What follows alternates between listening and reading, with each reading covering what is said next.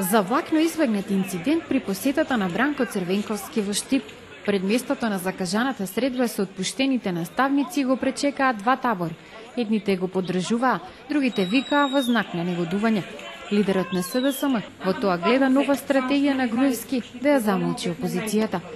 Никола Груевски почнува се посериозно да го имитира Слободан Милошевиќ со митинзи и контрамитинзи. Мислам дека Груевски си игра со оган.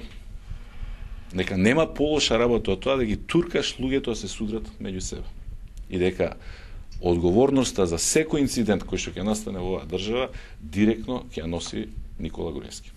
Црвенковски во Штип дојде да се види со отпуштените наставници, кои се пожалеа дека и покрај тоа што ги исполнувале сите услови на нивните работни места, биле вработени други. Од нова година наваму има ново, дека стручниот испит веќе нема да важи. Тоа е тоа што мене лично, а и повеќето од нас, најмногу не револтира, што они прво си прават како што им одговара, а потоа го менуваат законот. Со ставот на наставниците се сложи и Црвенковски.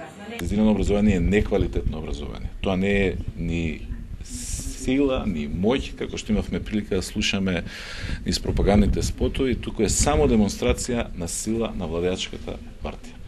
Лидерот на опозицијата најави дека нема да престане со директните средби со граѓаните, а колку тие се задоволни од актуелната политика на ВМРО ДПМН, ќе се види на наредните избори.